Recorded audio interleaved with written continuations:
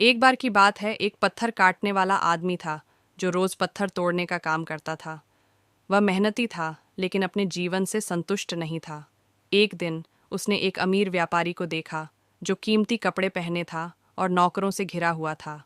उसने सोचा, कितना शक्तिशाली होगा यह आदमी, काश मैं भी एक अमीर व्यापारी होता। अचानक उसका यह विचार सच हो गया। वह खुद को एक व्यापारी के रूप में देखता है, भव्य महल में रहता है और ऐशो आराम की जिंदगी जीता है। लेकिन जल्द ही उसने देखा कि लोग राजा का अधिक सम्मान करते हैं।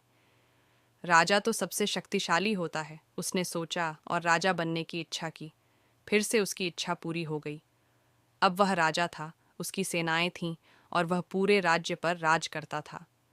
लेकिन एक दिन उसने महसूस किया कि सूर्य की तेज गर्मी उसकी सेना को कमजोर कर रही थी।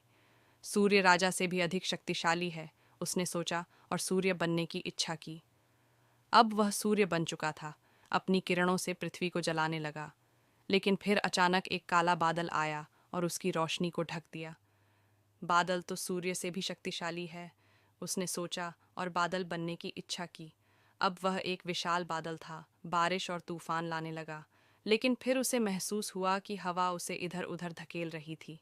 हवा सबसे शक्तिशाली है, उसने सोचा और हवा बनने की इच्छा की। अब वह तेज आंधी बन गया, पेड़ों को उखाड़ने और पहाड़ों को हिलाने लगा। लेकिन तभी उसने देखा कि एक विशाल चट्टान उसके रास्ते में खड़ी है और वह उसे हिला भी नहीं सकता। यह चट्टान तो सबसे शक्तिशाली है, उसने सोचा और चट्टान बनने की इच्छा की। अब वह एक विशाल चट्टान बन गया, जिसे न हवा हिला सकती थी, न बारिश और न ही सूरज की गर्मी। लेकिन एक दिन उसने महसूस किया कि कोई उसे धीरे धीरे काट रहा है। यह एक पत्थर काटने वाला था, जो अपने हथौड़े और छेनी से उसे तोड़ रहा था।